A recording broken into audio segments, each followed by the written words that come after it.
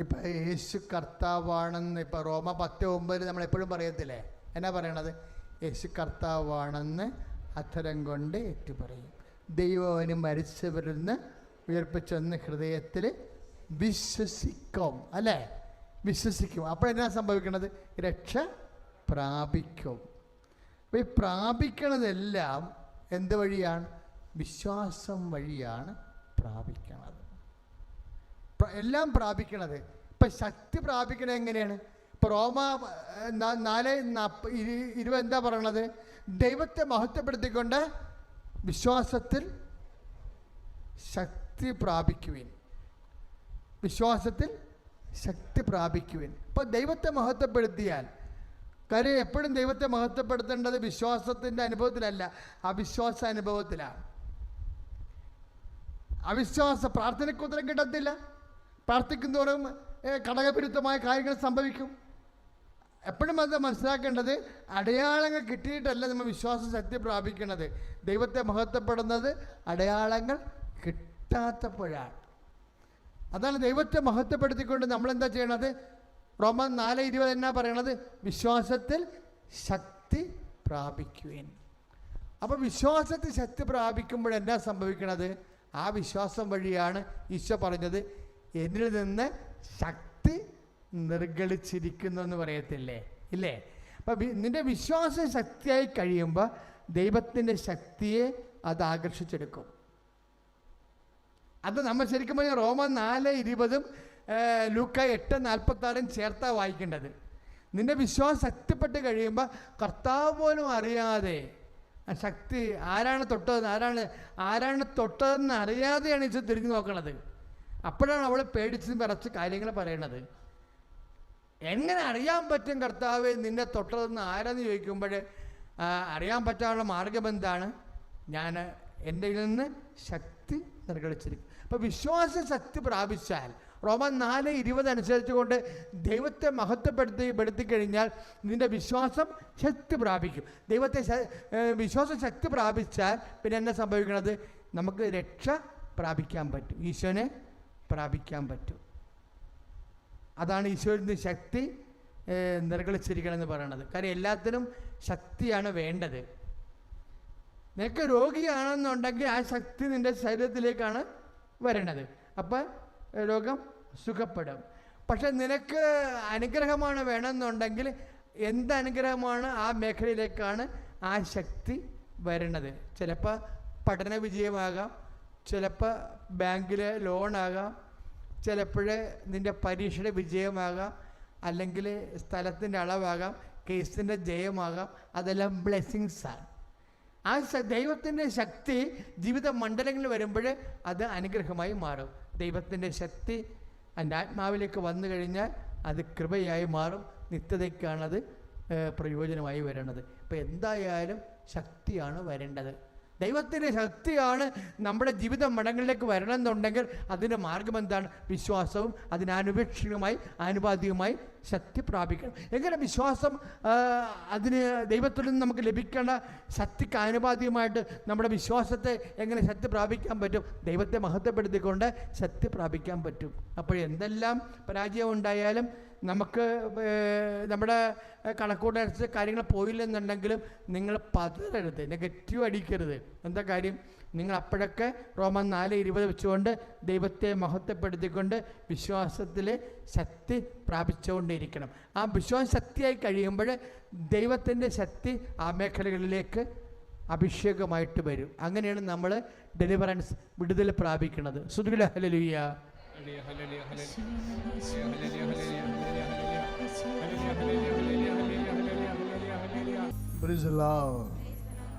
എഴുന്നേൽക്കുക.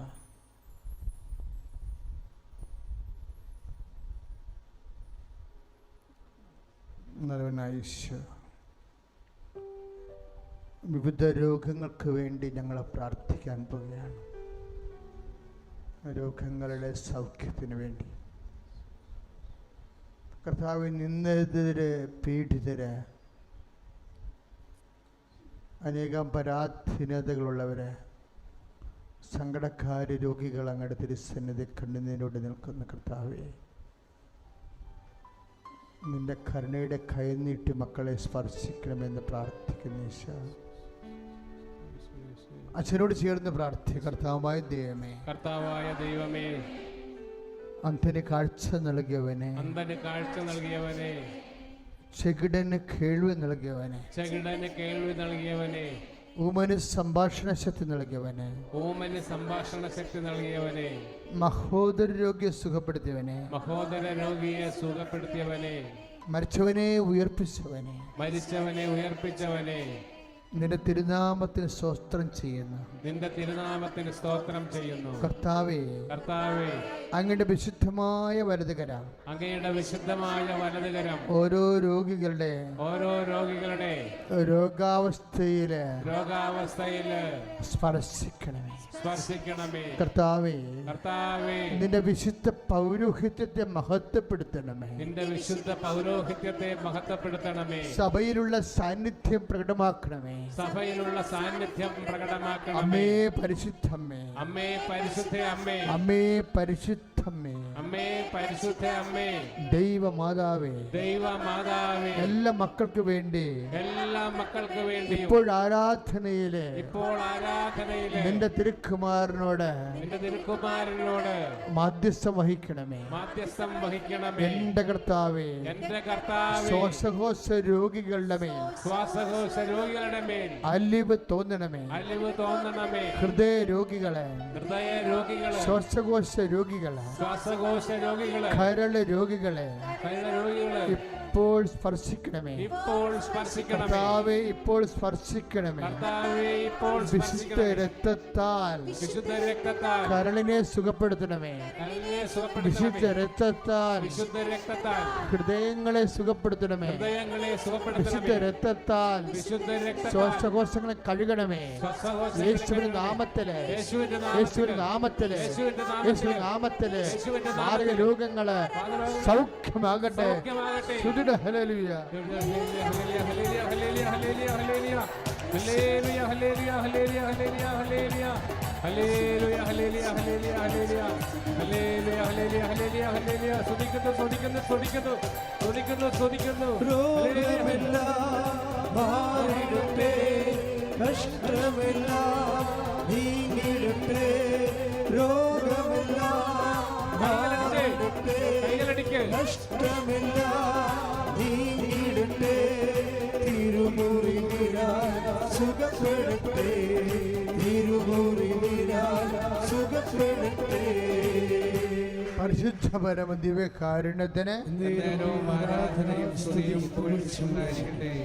മക്കളെ, തുടയ്ക്ക് താഴേക്കുള്ളൊരു മുട്ട് വരെയുള്ള ഭാഗങ്ങൾ ഇങ്ങനെ ഊത്തലെടുക്കും. ചില സമയത്ത് താഴേക്ക് തുഴയും മുട്ടുവൊന്നും ഇല്ലെന്ന് തോന്നിപ്പോവും. ചില സമയത്ത് ഊത്തലെടുക്കും. ചിലർക്ക് ഇങ്ങനെ കഴിച്ച് കയറി നടക്കാൻ പറ്റത്തില്ല. ആ വ്യക്തിയെ കർത്താവ് സ്പർശിച്ച് സുഖപ്പെടുത്തിക്കൊണ്ടിരിക്കുന്ന ഹല്ലേലൂയ, ഹല്ലേലൂയ, ഹല്ലേലൂയ, ഹല്ലേലൂയ, ഹല്ലേലൂയ, യേശുവേ, യേശുവേ, യേശുവേ, യേശുവേ, മഹത്വം, മഹത്വം, മഹത്വം, ഹല്ലേലൂയ, ഹല്ലേലൂയ, ഹല്ലേലൂയ, ഹല്ലേലൂയ, ഹല്ലേലൂയ, ഹല്ലേലൂയ, യേശുവേ, യേശുവേ, യേശുവേ, മഹത്വം, യേശുവേ, ആരാധന, ഹല്ലേലൂയ, ഹല്ലേലൂയ, ഹല്ലേലൂയ, മഹത്വം, മഹത്വം, മഹത്വം, യേശുവേ, മഹത്വം, യേശുവേ, യേശുവേ, മഹത്വം, മഹത്വം, മഹത്വം, മഹത്വം, യേശുവേ, മഹത്വം. ആത്തച്ചക്ക പോലെ ഒരു മുഴുത്ത പുന്നക്കായേക്കാൾ കൂടുതലുള്ള ഒരു കുരുവല്ല, ഇങ്ങനെ ഒരു തരം മാംസം എല്ലാം കൂടി ഇങ്ങനെ കൂടിയിരുന്നിട്ട് പ്രത്യേക കളറാണ്. പല പല ആത്തച്ചക്കയുടെ വരിപ്പ് കാണുകയല്ല, അതുപോലെ പല പല മാംസപ്പാളികളാണ്. അതിങ്ങനെ ചാടിയിരിക്കുന്നതാണ്. ഇനി പുറത്തേക്ക് വരുന്നത് ആ പോലെയൊക്കെ നമുക്ക് തോന്നുന്നത്, ശരീരത്തിന് പുറത്തേക്ക്, പ്രത്യേകിച്ച് പ്രൈവറ്റ് പാർട്ടിൽ നിന്ന് പുറത്തേക്ക് വരുന്നതാണ്. സ്വകാര്യമായ മേഖലകളിൽ നിന്ന് വരുന്ന ഒരു സംഭവമാണ്. ചിലപ്പോൾ ക്യാൻസറാകാം, രക്തം ക്യാൻസറാകാം, എന്താണ് വ്യക്തമല്ല. ഇങ്ങനൊരു മാംസപിണ്ഡമാണ് കർത്താവ് വ്യക്തിയെ സുഖപ്പെടുത്തിക്കൊണ്ടിരിക്കുന്ന. ഹല്ലേലൂയ,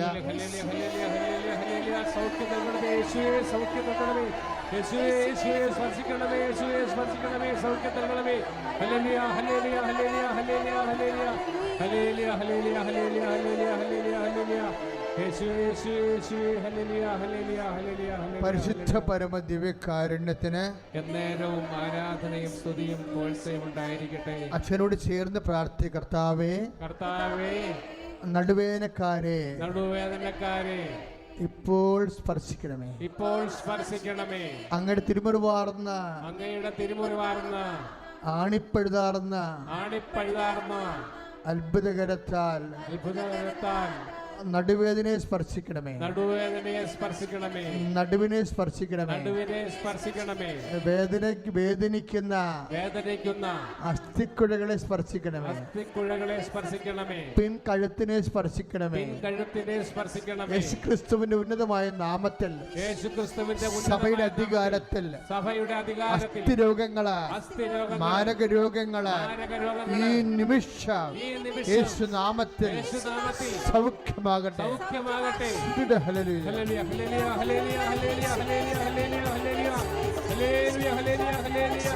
രോഗങ്ങളെല്ലാം സൗഖ്യമാകട്ടെ, അസ്ഥിരോഗങ്ങൾ സൗഖ്യപ്പെടട്ടെ. സ്പർശിക്കണമേ യേശുവേ, അസ്ഥികളെ സ്പർശിക്കണമേ, അസ്ഥിരോഗങ്ങളെ സ്പർശിക്കണമേ.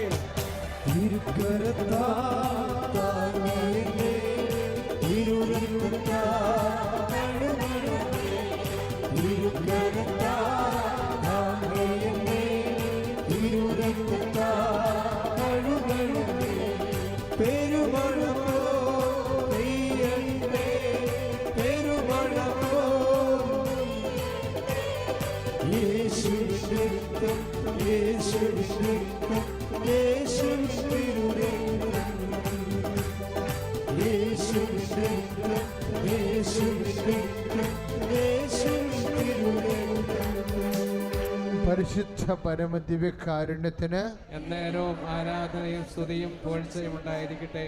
ചേർന്ന് പ്രാർത്ഥിക്കുക. കർത്താവായ ദൈവമേ,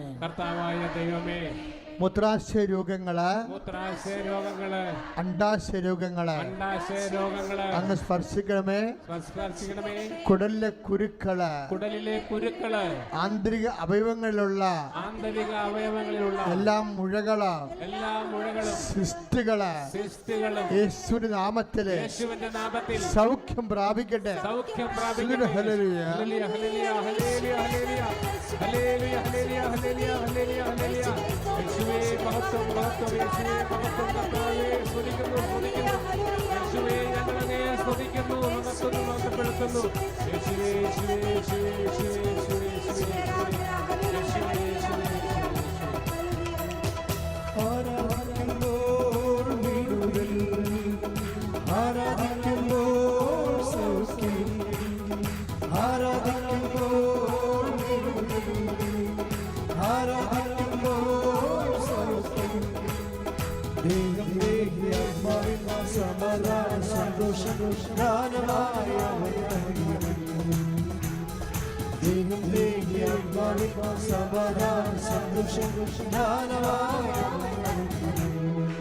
പരിശുദ്ധ പരമദിവ്യകാരുണ്യത്തിന് എന്നേരവും ആരാധനയും സ്തുതിയും പുകഴ്ചയും ഉണ്ടായിരിക്കട്ടെ. പരിശുദ്ധ പരമദിവ്യകാരുണ്യത്തിന് എന്നേരവും ആരാധനയും സ്തുതിയും പുകഴ്ചയും ഉണ്ടായിരിക്കട്ടെ.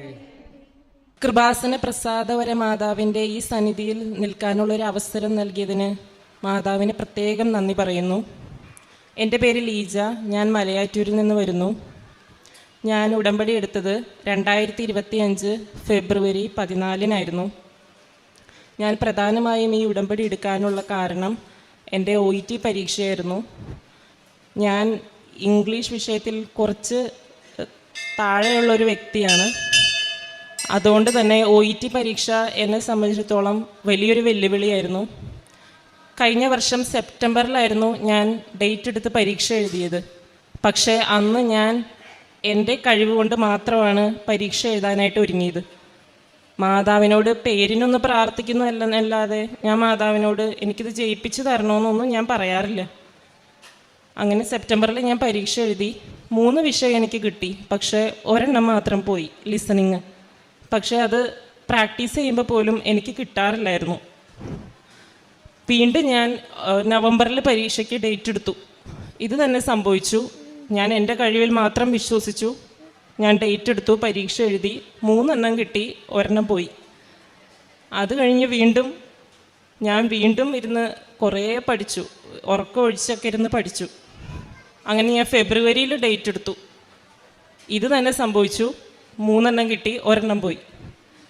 ഇത് തന്നെ സംഭവിച്ചുകൊണ്ടിരുന്നപ്പോൾ എനിക്ക് ആകെ വിഷമായി. കയ്യിൽ നിന്ന് പൈസ പോകുന്നു, ഒന്നും കിട്ടുന്നുമില്ല. ആകെ സങ്കടം, കരയാൻ മാത്രമേ നേരം ഉണ്ടായിരുന്നുള്ളൂ. വേറെ ഒന്നും മനസ്സിൽ വരുന്നില്ല, സന്തോഷിക്കാൻ തോന്നുന്നില്ല.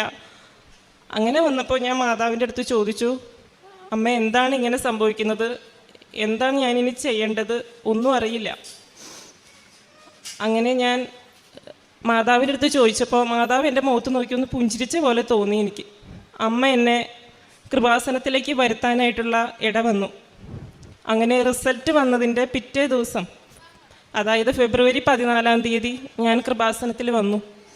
ഇവിടെ ആളുകളുടെ തിരക്ക് കാരണം ഞാൻ ഓർത്തു, മാതാവിനെ കാണാൻ ഇത്രയും ആൾക്കാർ വന്നിട്ടും എനിക്ക് ഒന്ന് വരാൻ പോലും തോന്നിയില്ലല്ലോ എന്ന് ഞാൻ ചിന്തിച്ചു.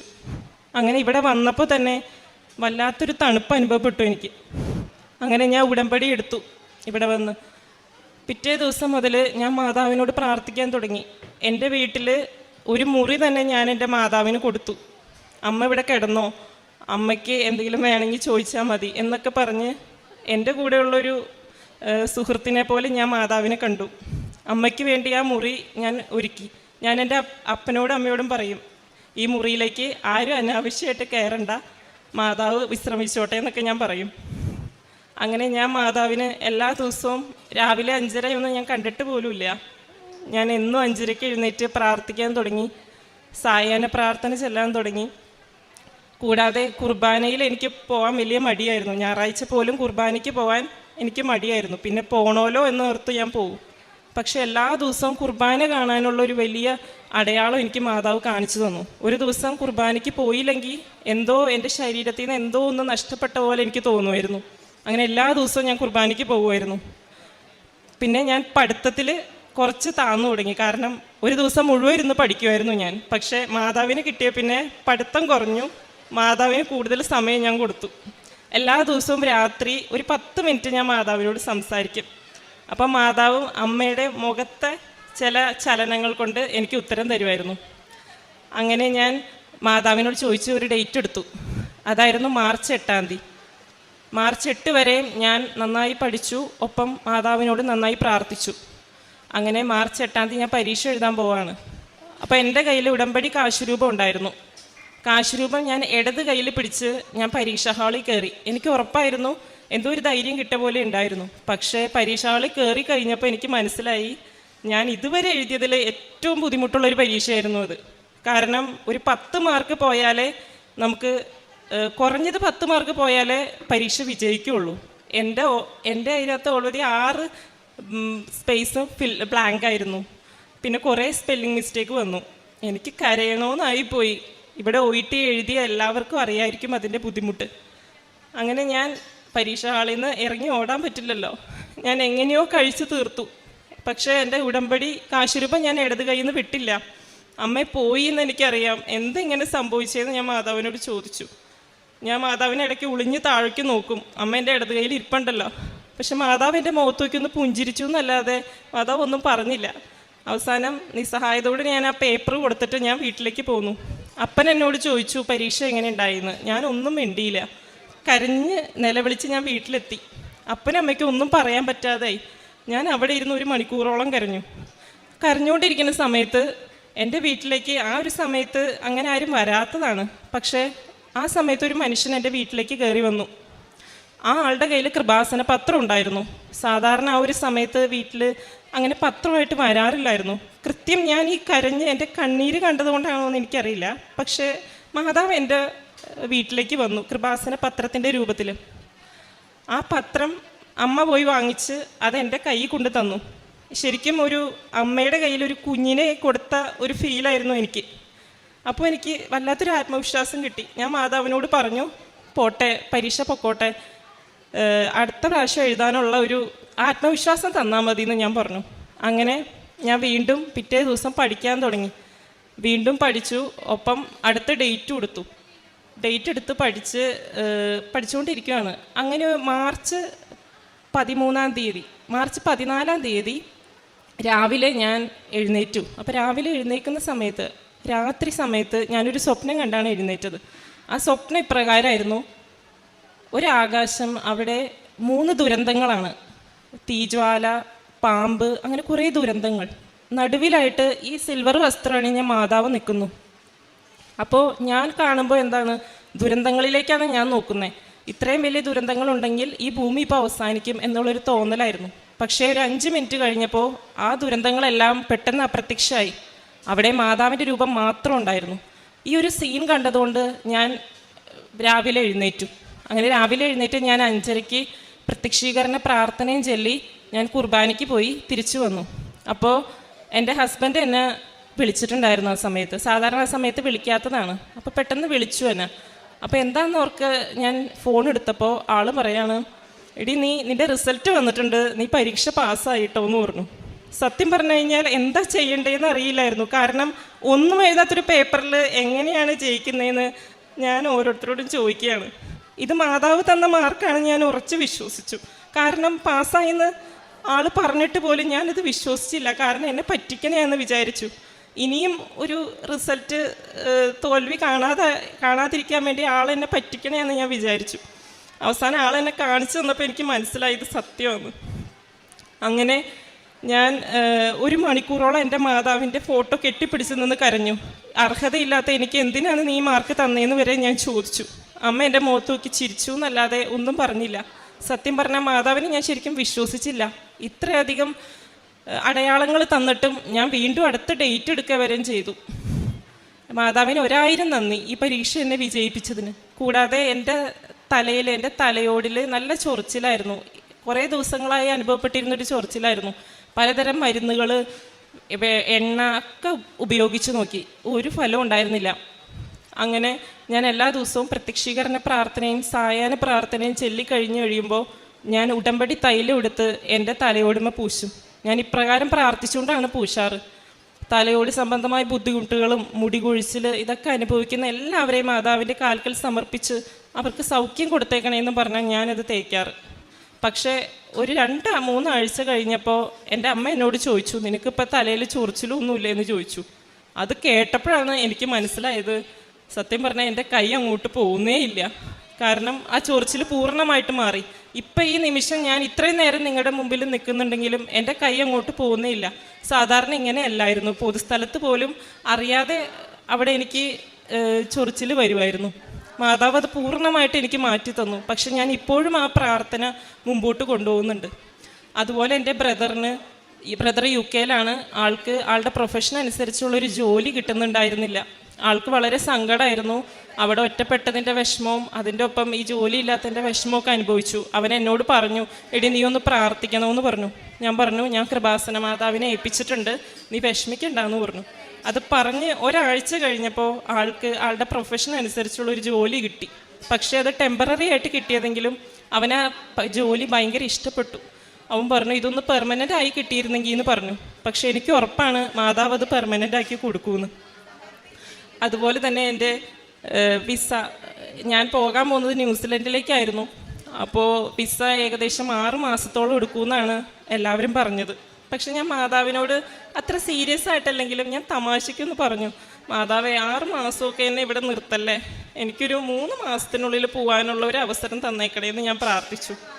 പക്ഷെ എന്താണെന്നറിയില്ല, ഞാൻ മാതാവിനോട് പ്രാർത്ഥിച്ചത് ഏകദേശം ഫെബ്രുവരിയിലായിരുന്നു. മെയ് ഈ കഴിഞ്ഞ ആഴ്ചയാണ് എൻ്റെ വിസ വന്നത്.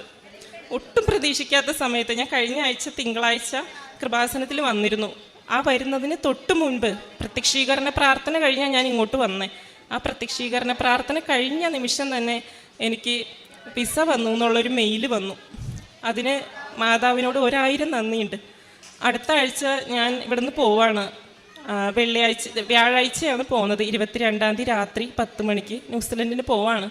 അപ്പോൾ മാതാവ് എൻ്റെ കൂടെ സഞ്ചാരി മാതാവായി എൻ്റെ ജീവിതത്തിലേക്കും തുടർന്ന് ഇനിയുള്ള എല്ലാ അവസരങ്ങളിലും എന്നോടൊപ്പം മാതാവ് ഉണ്ടാവുമെന്ന് ഞാൻ വിശ്വസിക്കുകയാണ്. കൃപാസന മാതാവിനും അമ്മയുടെ തിരുക്കുമാരനും 1000 നന്ദി. അമ്മയുടെ പ്രത്യക്ഷീകരണത്തിൻ്റെ സാക്ഷിയാവാനുള്ള കൃപ ഓരോരുത്തർക്കും നൽകണമേ എന്ന് ഞാൻ ആശംസിക്കുകയാണ്. കൂടാതെ ഞാൻ കാരുണ്യ പ്രവർത്തികളായിട്ട് എൻ്റെ വീടിൻ്റെ അടുത്തുള്ള മാനസികാരോഗ്യ കേന്ദ്രങ്ങളുണ്ട്. അവിടെയൊക്കെ ഞാൻ അവർക്ക് ഭക്ഷണത്തിനുള്ള പൈസയൊക്കെ കൊടുക്കുമായിരുന്നു. പിന്നെ വീട്ടിൽ ആര് വന്നാലും അവരെ വെറുകൈയോടെ വിടില്ല. അവർക്ക് വിശക്കുന്നുണ്ടെങ്കിൽ ഭക്ഷണവും അവർക്ക് പൈസയൊക്കെ ഞാൻ കൊടുക്കും. അങ്ങനെ ഒത്തിരി കാര്യങ്ങൾ ഞാൻ ചെയ്യുമായിരുന്നു. പിന്നെ മറ്റുള്ളവരെ സഹായിക്കാനുള്ളൊരു മനസ്സ് എനിക്ക് കിട്ടി. ആദ്യം ഇതൊന്നും എനിക്ക് ഉണ്ടായിരുന്നില്ല, ഞാൻ അതിലൊന്നും ബോധേഡായിരുന്നില്ല. പക്ഷേ അതിനുള്ള അനുഗ്രഹവും മാതാവ് 1000 തന്നു. ഇപ്പോൾ എൻ്റെ ജീവിതത്തിലെ ആദ്യത്തെ സ്ഥാനം മാതാവാണ്. അത് കഴിഞ്ഞേ ഉള്ളൂ വേറെ ആരും. മാതാവിനും തിരുക്കുമാരനും 1000 നന്ദി പറഞ്ഞുകൊണ്ട് ഞാൻ എൻ്റെ ഈ സാക്ഷ്യം അവസാനിപ്പിക്കുകയാണ്. എൻ്റെ പേര് റിജി പ്രിൻസൻ. ഞാൻ തൃശ്ശൂർ ജില്ലയിലെ വരന്തരപ്പള്ളിയിലെ മേരി ഇമാക്കുലേറ്റ് ചർച്ചിൽ നിന്ന് വരുന്നു. ഞാൻ 7/1/2019 ഉടമ്പടി എടുത്തതാണ്. ആദ്യമായിട്ട് എനിക്ക് മാതാവിനോട് മാപ്പ് അപേക്ഷിച്ചു. ഞാൻ ഒത്തിരി നാളായി അമ്മയുടെ മുമ്പിൽ വന്ന് സാക്ഷ്യം പറയാൻ വൈകിയതിന് മാപ്പ് പറയുന്നു. മാതാവിന് 1000 നന്ദി പറയുന്നു. ഞാൻ 9 വർഷമായിട്ട് എൻ്റെ ഒരു 5 സെൻറ്റ് സ്ഥലം വിൽക്കാനായിട്ട് വളരെ ബുദ്ധിമുട്ടായിരുന്നു. അതിന് ഹെവി ലൈൻ പോവായിരുന്നു കറണ്ടിൻ്റെ. അതിനാൽ അത് വിൽക്കാൻ പറ്റണില്ല. വന്ന് കാണും ആളുകൾ, പക്ഷെ വിൽക്കാൻ പറ്റണില്ലായിരുന്നു. ഞാനിവിടെ വന്ന് ഞാൻ ഹസ്ബൻഡ് ഉടമ്പടി എടുത്ത് പ്രാർത്ഥിച്ചതിൻ്റെ ഫലമായിട്ട് ആ ഹെവി ലൈൻ സ്ഥലക്കച്ചവടം നടന്ന് അളന്ന് നോക്കിയപ്പോൾ ആ ഹെവി ലൈൻ അവിടെ ഇല്ലെന്ന് പറഞ്ഞു. അതിനാൽ ഞങ്ങൾക്ക് കുറച്ച് പൈസ മാത്രം അവർ കൂട്ടിത്തന്ന് ആ സ്ഥലക്കച്ചവടം നടന്നു. അതിനുശേഷം എൻ്റെ 2020 എൻ്റെ ഭർത്താവിന് സ്ട്രോക്ക് വന്നു. അത് സെറിബ്രൽ ഹെമറേജ് എന്നൊരു സ്ട്രോക്കായിരുന്നു. പക്ഷേ ആൾക്ക് ആർക്കും കിട്ടില്ല. ആരറിയിക്കേണ്ടവരുണ്ടോ അവരെല്ലാവരെയും അറിയിച്ചോളാനാണ് പറഞ്ഞിരുന്നത്. പക്ഷേ മാതാവിൻ്റെ കാശ്രൂപം വെച്ച് പ്രാർത്ഥിച്ചു, തൈലം തേച്ച് പ്രാർത്ഥിച്ചു. അതിൻ്റെയൊക്കെ ഫലമായിട്ട് ആൾ രക്ഷപ്പെടുകയും ഇപ്പോൾ നടക്കാനെല്ലാം പറ്റുന്നുണ്ട്. സംസാരശേഷി കുറച്ച് ഉണ്ട്. എല്ലാം മനസ്സിലാവുന്നുണ്ട്. ഓരോ ദിവസം ചെല്ലും തോറും മാറ്റങ്ങൾ വന്നുകൊണ്ടിരിക്കുകയാണ് ചേട്ടന്. അതിന് 1000 നന്ദി പറയുന്നു. അത് ജെൻസിന് വന്നു കഴിഞ്ഞാൽ വലതുവശം കംപ്ലീറ്റ് തളർന്നു പോയ ആളാണ്. ജെൻസിന് വന്നാൽ ശരിക്കത് മരണത്തിലാണ് അവസാനിക്കുക എന്നാണ് പറയണത്. പക്ഷേ മാതാവിൻ്റെ വലിയൊരു കൃപ കൊണ്ട് അത് ഇന്നലെ രക്ഷപ്പെട്ട് കിട്ടി. അതിന് 1000 നന്ദി പറയുന്നു. അതിന് ലേറ്റായി പോയി സാക്ഷ്യം പറയുന്നതിന് മാപ്പ് അപേക്ഷിക്കുന്നു. പിന്നെ എനിക്കൊരു 15 ലക്ഷത്തോളം കടബാധ്യത ഉണ്ടായിരുന്നു.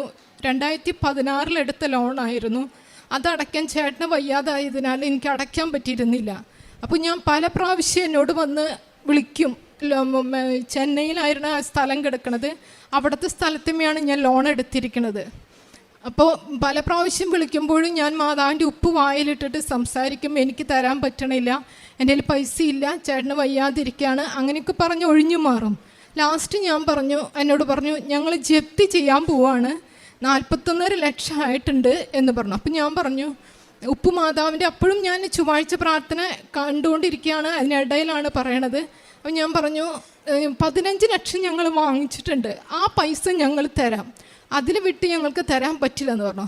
അപ്പോൾ അവർ പറഞ്ഞു അന്ന് കുഴപ്പമില്ല, 2016 എടുത്തത് 41.5 ലക്ഷമായി മാറി, എന്നാലും അവർ 15 ലക്ഷത്തിൽ അവസാനിപ്പിച്ച് ഞങ്ങൾക്ക് തരികയും 3 പ്രാവശ്യമായിട്ട് ആ പൈസ 2023 ഞങ്ങൾക്കത് അവസാനിപ്പിക്കാൻ സാധിച്ചു. ഡിസംബർ മാസത്തിൽ അത് അവസാനിപ്പിക്കുമ്പോൾ വളരെയധികം ബുദ്ധിമുട്ടുണ്ടായിരുന്നു ഞങ്ങൾക്ക്.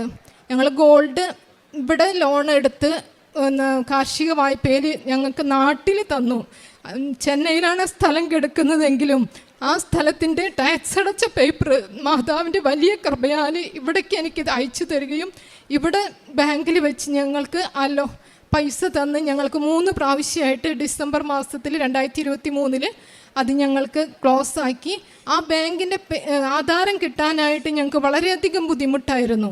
ആധാരം അവിടെ ആയതിനാൽ ഞങ്ങൾക്ക് അവിടെ പോയി വാങ്ങാൻ വളരെ പൈസ ചിലവ് ഇതൊക്കെ വന്നു. അപ്പം ഞാൻ പറഞ്ഞു ഞങ്ങൾക്ക് അവിടെ വരാൻ ബുദ്ധിമുട്ടാണ്, ഞങ്ങൾക്ക് ഇവിടേക്ക്. അപ്പോൾ ഞങ്ങൾക്ക് വേണ്ടിയിട്ട് ഒരു മാനേജറെ അവിടെ നിയമിക്കുകയും ആ മാനേജർ മുഖാന്തരം കൊച്ചിയിലെ ആക്സിസ് ബാങ്കിൽ ഞങ്ങൾക്ക് ആധാരം കൊറിയർ വഴി അയച്ചു തരികയും ഞാനും ഹസ്ബൻഡും പോയി അവിടെ ചെന്ന് ആ പേപ്പർ കളക്ട് ചെയ്യാനും ആ ആധാരം കൊണ്ടാണ് ഞാൻ വന്നിരിക്കുന്നത്. അതിന് 1000 നന്ദി പറഞ്ഞു. ഇതൊന്നും ആർക്കും അറിയില്ല, എൻ്റെ റിലേറ്റീവ്സിനോ ആർക്കും അറിയില്ല ഈ പേപ്പർ ഞങ്ങളുടെ കയ്യിൽ കിട്ടിയിരിക്കുന്നതെന്ന്. ഞാൻ പറഞ്ഞത് ഈ പേപ്പർ സ്ഥല കച്ചവടം നടത്തി അത് ആരെങ്കിലും എടുത്തോട്ടെ, ബാങ്കിൽ വെച്ച് പൈസ അടച്ച് അവർ കയ്യിലായിക്കോട്ടെ.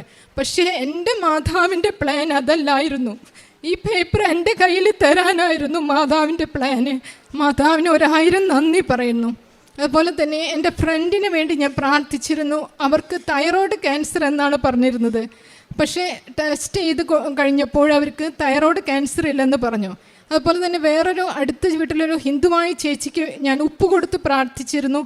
അതിൻ്റെ ഫലമായിട്ട് ആ ചേച്ചിക്ക് ചേച്ചിയുടെ ഹസ്ബൻഡിന് ഒരു ആക്സിഡൻറ്റ് പറ്റുകയും ആ ആക്സിഡൻറ്റിൽ നിന്ന് ആൾക്ക് പോക്കറ്റിൽ ഒരു പേപ്പറിൽ പൊതിഞ്ഞ് ആൾ ഉപ്പ് എന്നും ആ ഒരു മോളായാലും ഹസ്ബൻഡായാലും പൂമ്പ് കൊടുത്തിരുന്നു. വലിയൊരു ആക്സിഡൻ്റ് ആയിരുന്നു, പക്ഷേ ആൾക്ക് വലിയൊരു അപകടത്തിൽ നിന്ന് കുറച്ച് പരിക്കൊക്കെ പറ്റിയെങ്കിലും അതിൽ നിന്ന് ആൾ രക്ഷപ്പെട്ടു പോന്നു. പിന്നെ ആ ചേച്ചിക്ക് തന്നെ ബാങ്കിലൊരു ക്ലർക്ക് പോലെ ജോലി ചെയ്തിരുന്നത്. ആ ചേച്ചി വീണ്ടും ബാങ്കിൽ പോയപ്പോൾ ആളുടെ ജോലി വളരെ പോയി, അതിനാൽ ഭയങ്കര ബുദ്ധിമുട്ടായിരുന്നു. അത് അവിടെ ചെന്ന് വേറെ 4ാം ക്ലാസ് വരെ പഠിച്ചൊരു ചേച്ചിനെ ജോലിക്ക് നിയമിച്ചു. ഞാനും അത് പോയി കണ്ടപ്പോൾ എനിക്കും ഭയങ്കര സങ്കടമായി പോന്നു. ആ ചേച്ചി അവിടെ പോയി ഉപ്പിട്ട് പ്രാർത്ഥിച്ചു. അതിൻ്റെ ഫലമായിട്ട് ആ ചേച്ചിനെ തിരിച്ച് ആ ബാങ്കിൽ വിളിക്കുകയും ഇപ്പോൾ ഈ നിമിഷം വരെ ആൾക്ക് ആ ബാങ്കിൽ ജോലി തുടർന്നുകൊണ്ടിരിക്കുകയാണ്. അതിനും മാതാവിന് 1000 നന്ദി പറയുന്നു. ഞങ്ങൾ പ്രേക്ഷിത പ്രവർത്തനം നടത്തുന്നത് മാതാവിന് സ്വപ്നം കണ്ടിട്ടുണ്ടായിരുന്നു. ജനുവരി 24-ാം തീയതി മാതാവ് വീട്ടിൽ വരികയും മാതാവ് ഒരു ചേച്ചിയായിട്ട് എൻ്റെ വീട്ടിൽ വരികയും ആ ചേച്ചി പറഞ്ഞു എന്നോട്, എൻ്റെ ഭർത്താവിന് വയ്യാതിരിക്കുകയാണ്, എന്തെങ്കിലും തരണം, കിഡ്നിക്ക് അസുഖം എന്ന് പറഞ്ഞു. അപ്പം ഞാൻ പറഞ്ഞു എൻ്റെ ഭർത്താവിനും സ്ട്രോക്ക് വന്നിട്ടിരിക്കുകയാണ്, വയ്യാതിരിക്കുക. അപ്പം എന്നോട് ചോദിച്ചു എന്താണ് സ്ട്രോക്ക് എന്ന് പറഞ്ഞു. ഞാൻ പറഞ്ഞു ഞരമ്പ് ഇതായിട്ടുള്ളൊരു അസുഖമാണ് എന്ന് പറഞ്ഞു. അപ്പോൾ പറഞ്ഞു നാളെ നിങ്ങൾക്ക് പെരുന്നാളാണല്ലേ, അതെ, എന്തെങ്കിലും ചില്ലറ കാശുണ്ടെങ്കിൽ തരാൻ പറഞ്ഞു. അപ്പം ഞാൻ കടയിൽ പോയി വന്ന് 10ൻ്റെ ഒരു കോയ ഉണ്ടായിരുന്നു, അത് എടുത്ത് ഞാൻ അതിന് കൊടുത്തു. അപ്പം എന്നോട് പറഞ്ഞു നാളെ പെരുന്നാളല്ലേ, അങ്ങനെ പ്രാർത്ഥിച്ച ആൾ പോയി. 27-ാം തീയതി ഞാൻ ഇതിനു മുമ്പ് ഒരു കൂപ്പൺ എടുത്തിട്ടുണ്ടായിരുന്നു, 5000 രൂപ എനിക്ക് 27-ാം തീയതി വൈകുന്നേരം ഞങ്ങളുടെ ചർച്ചിലെ ഒരു കൂപ്പൺ മത്സരത്തിൽ എനിക്ക് ലഭിക്കുകയും ചെയ്തു. പിന്നെ പ്രേക്ഷിത പ്രവർത്തനങ്ങൾ എന്ന് പറഞ്ഞു കഴിഞ്ഞാൽ ഞാൻ അത്താണി എന്ന പ്രൈസ് ഹോമിൽ പോവായിരുന്നു. ഞങ്ങൾ കുറച്ച് പേര് അടങ്ങിയിട്ടാണ് പോകുന്നത്. അവിടെ രോഗികളെ കുളിപ്പിക്കുകയും അവിടെ ശുശ്രൂഷകൾ ഞങ്ങളെ കൊണ്ട് പറ്റാവുന്ന തരത്തിൽ ചെയ്യും. ഞാനും മോളും എല്ലാ മക്കളും പോയിട്ടുണ്ട്. 3 മക്കളാണുള്ളത്, അവർ 3 പേരും ഞങ്ങൾ പോവാറുണ്ട്. പിന്നെ 4-5 പേരായിട്ട് ഞങ്ങൾ മെഡിക്കൽ കോളേജിൽ ഫുഡ് കൊടുക്കാൻ പോകും. ഒരു മാസത്തിലൊരു പ്രാവശ്യം പോവും. 30 പൊതി ചോറ് ഞങ്ങൾ വീട്ടിൽ തന്നെ നോൺ വെജായിട്ട് ഉണ്ടാക്കി ഞങ്ങൾ കൊണ്ടുപോയി കൊടുക്കും. ആത്മീയ വളർച്ചയിൽ ഞങ്ങൾ ഡെയിലി ഞാനും മോളും ഡെയിലി പള്ളിയിൽ പോവും. ആരെന്ത് ചോദിച്ചാലും എന്നെക്കൊണ്ട് പറ്റാവുന്ന തരത്തിൽ ഞാൻ സഹായിക്കും. പിന്നെ 2 ആഴ്ച കൂടുമ്പോൾ കുമ്പസാരിക്കാറുണ്ട്. ബൈബിൾ വായന ഡെയിലി ചെയ്യും. കുടുംബ പ്രാർത്ഥന മുടങ്ങാറില്ല. എന്നെക്കൊണ്ട് പറ്റാവുന്ന തരത്തിൽ എല്ലാ രീതിയിലും. എൻ്റെ കയ്യിൽ ഒന്നുമില്ല, ചിലപ്പോൾ പണയം വെച്ചിട്ടായിരിക്കാം, വളരെ ബുദ്ധിമുട്ടായിരിക്കാം. അന്ന് തൊട്ട് 2020 എൻ്റെ ഹസ്ബൻഡിന് വയ്യാതായ അന്ന് മുതൽ ഇന്ന് വരെ ഞങ്ങൾക്ക് സാമ്പത്തികമായിട്ട് എനിക്ക് ജോലിക്ക് പോകാൻ പറ്റില്ല. ചേട്ടനിടയ്ക്ക് ഫിക്സ് വരും. അങ്ങനെ ജോലിക്ക് പോകാൻ പറ്റില്ലെങ്കിലും എൻ്റെ മാതാവ് എന്നെ കൈപ്പിടിച്ച് എങ്ങനെ ഉയർത്തണമെന്ന്, എങ്ങനെയാണ് ഹെൽപ്പ് ചെയ്യണമെന്ന് എനിക്കറിയില്ല. ഓരോരുത്തരായിട്ട് എൻ്റെ മകളെ സഹായിക്കും, എന്നെ സഹായിക്കും. പരിചയമില്ലാത്തവരായിട്ട് പലരും ഇന്ന് വരേക്കും എനിക്ക് സഹായങ്ങൾ അങ്ങനെ ചെയ്തിട്ടുണ്ട്. ഇപ്പോൾ ഞാൻ സിൽവർ ഗ്രേ ഉടമ്പടിയിലെത്തി. അതെല്ലാം മാതാവിൻ്റെ വലിയ കൃപയാലാണ്. മാതാവിന് ഞാൻ 1000 നന്ദി പറയുന്നു. എൻ്റെ കുടുംബത്തെ പരിപാലിക്കുന്നതിന് എൻ്റെ നിത്യത വരെ മാതാവിന് കൂടെ ഉണ്ടായിരിക്കുമെന്ന് ഞാൻ വാക്ക് പറയുന്നു. മാതാവിന് 1000 നന്ദി പറയുന്നു.